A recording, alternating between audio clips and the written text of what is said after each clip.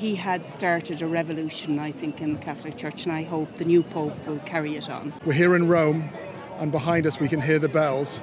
It's moments now until 133 cardinals lock themselves into the conclave behind me in the Sistine Chapel.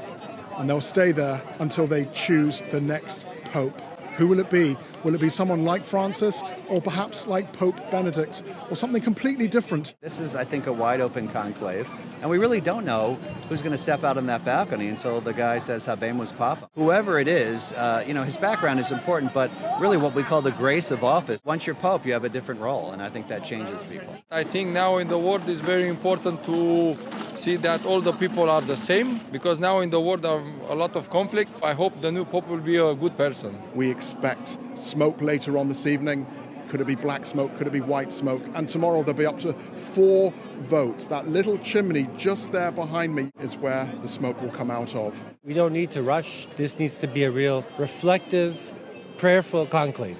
We all know it takes generations to change anything in the Catholic Church, but slowly, surely, we are changing for the better, and I would be delighted to see women priests as a start to that. Just really inclusion and just compassion for everybody, for migrants, for marginalized people, just absolutely everyone. Just keep that same momentum going. The LGBTQ community is certainly hopeful that the next Pope will continue the path towards greater inclusion and pastoral affirmation of our community, and maybe even make strides towards doctrinal change that removes the dehumanization of our community. The Pope will be announced from this balcony, but how long will it take? Only time will tell.